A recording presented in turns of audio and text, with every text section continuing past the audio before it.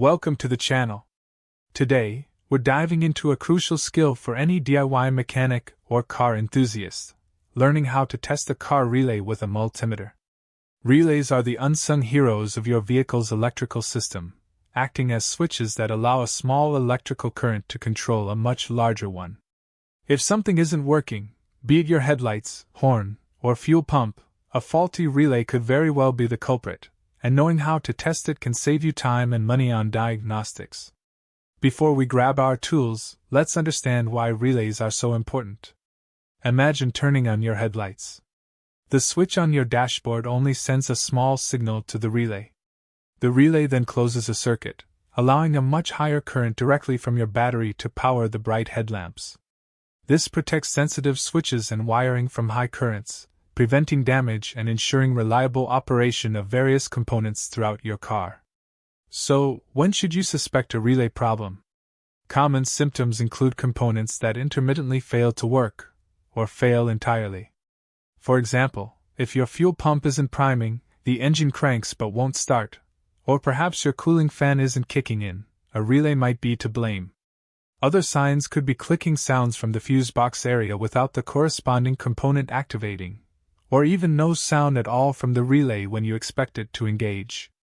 To perform these tests, you'll need a few essential items. First and foremost, a digital multimeter capable of measuring resistance and continuity. You'll also need a 12-volt power source, such as your car battery or a dedicated bench power supply, along with some jumper wires with alligator clips. Lastly, make sure you have a safe, well-lit workspace and always prioritize safety when working with electrical components. Let's quickly identify the types of relays you're likely to encounter. The most common are 4-pin and 5-pin relays. A 4-pin relay is a simple normally open switch. Power goes in, power comes out when the coil is energized. A 5-pin relay adds a normally closed contact, meaning one circuit is active until the relay coil is energized, at which point it switches to the other circuit. Understanding this distinction is key to testing. Safety is paramount. Always disconnect your car battery's negative terminal before working on any electrical system to prevent accidental shorts or shocks. Wear appropriate personal protective equipment, such as safety glasses. When applying power to a relay on a bench, be mindful of sparks and ensure your connections are secure to avoid short circuits. Never exceed the rated voltage or current for the relay you are testing. Now, let's talk about identifying the relay terminals. Standard automotive relays often use a common numbering scheme, which is typically printed on the relay's housing. Pins 85 and 86 usually represent the control coil, which, when energized, switches the relay. Pin 30 is the constant power input, and pin 87 is the output to the component. On a 5-pin relay, pin 87A represents the normally closed contact, which is connected to pin 30 when the relay is de-energized. Our first test involves checking the relay coil's resistance.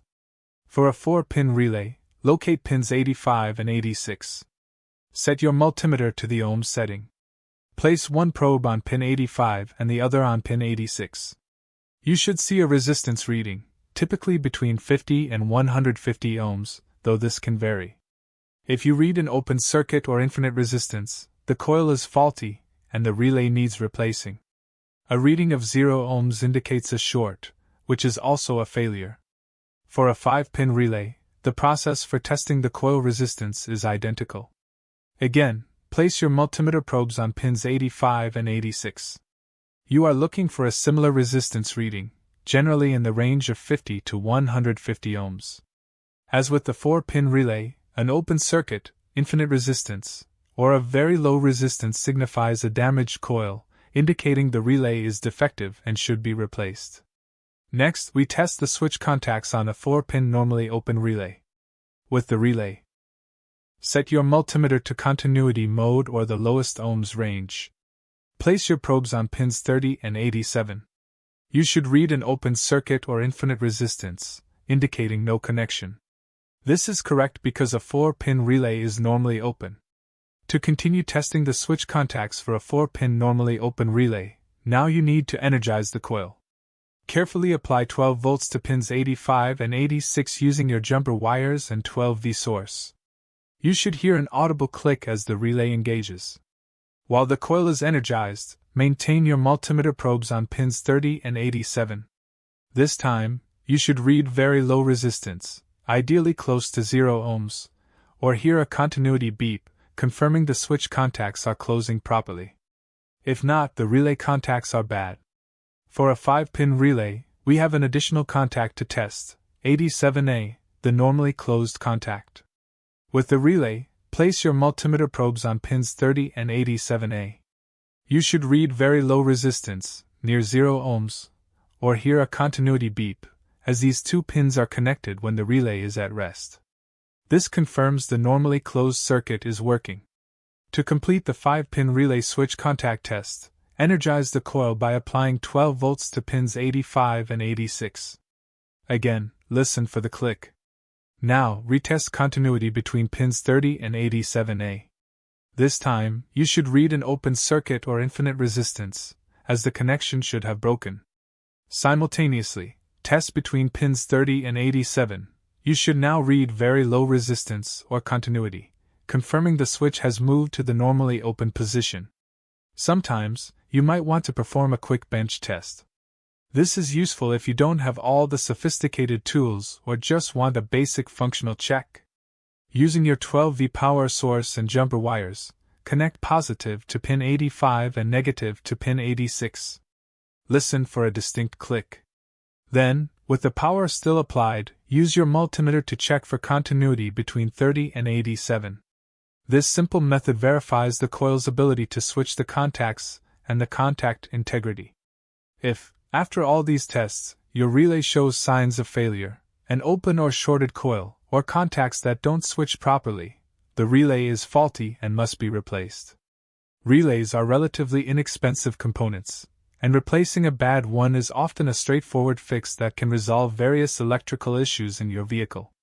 Always ensure the new relay matches the specifications and pin configuration of the original. In conclusion, mastering how to test a car relay with a multimeter is an invaluable skill for diagnosing automotive electrical problems.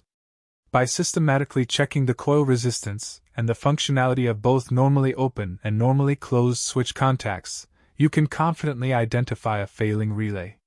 This knowledge empowers you to troubleshoot effectively, saving you time and money, and ensuring your vehicle's electrical systems are functioning as they should. Thanks for watching, and drive safely.